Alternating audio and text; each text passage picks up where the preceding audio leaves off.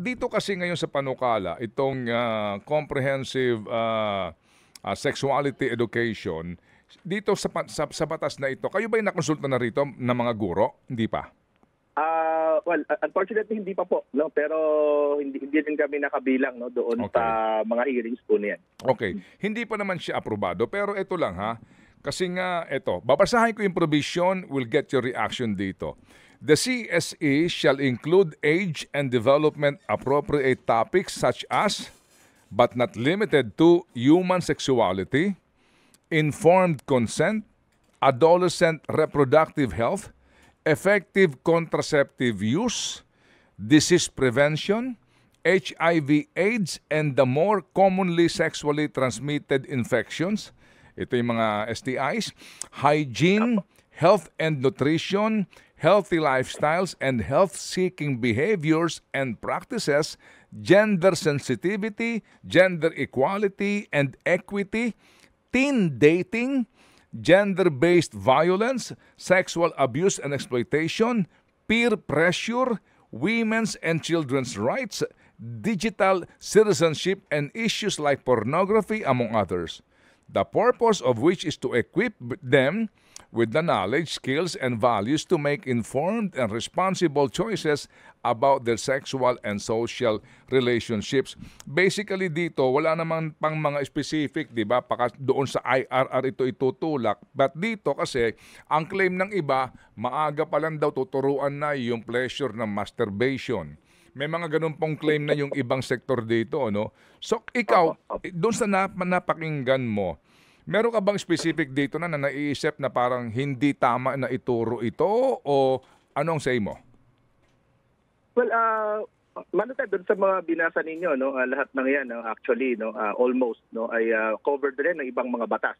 No, ibig sabihin na standard po yan, practice po yan natin, ano, sa Pilipinas, no. Ang dami nating like HIV/AIDS, meron tayong special na batas para diyan, ano. Meron tayong special na batas para sa health and nutrition. May special na batas po tayo para doon sa women's and children's rights, no.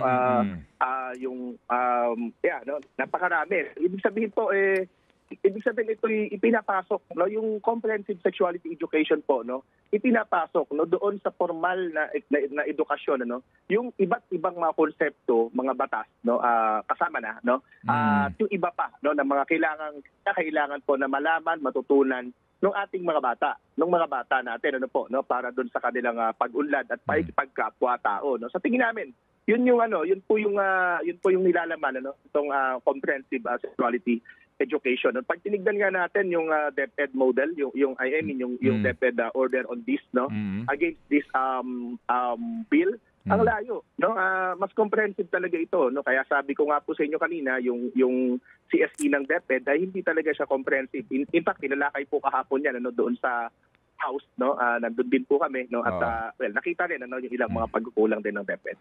Okay, and hindi kaya ito nagiging controversial kasi meron ditong effective contraceptive use provision. Alam mo naman, 'di ba? Malaking debate ito yung paggamit ng contraceptive, 'di ba? Doon sa mga pro-life, no? Oo. Yes po. Ngayon ba tinuturo na ito sa nakatataas na baitang sa high school itong contraceptive use? Actually, dati pa man po, no, binabanggit po, no, may mga banggit po diyan, ano, sa ating education, ano. At wala namang masama din, ano po. In fact, meron na nga po tayong batas kanina, binanggit ko na po, yung reproductive health law, no. Kaya dapat po sumusunod tayo. In fact, no, Manutad, mahirap kasi ito, no. Sa nakikita ko po, no, I wouldn't want naman, ano, to argue, no, with those people din, ano po. Pero sa nakikita ko kasi parang ang ini-impose po ay yung no, yung kanilang faith, no, yung religious belief, no, na napakahirap kasi ang paggawa po ng batas, ang estado at ang edukasyon ay secular. No, hindi po natin pwedeng i-match ito, no, doon sa ating religious belief, no, na stricto. Pero mind you, no, dito rin sa panukalang batas, in fact kahit sa DepEd, may banggit po, no, na meron itong mga tinatawag nating contextualization. No, in fact kinikilala, no, ng panukalang batas po, kinikilala niya yung mga IPs, kinikilala niya yung religious sensitivities, no?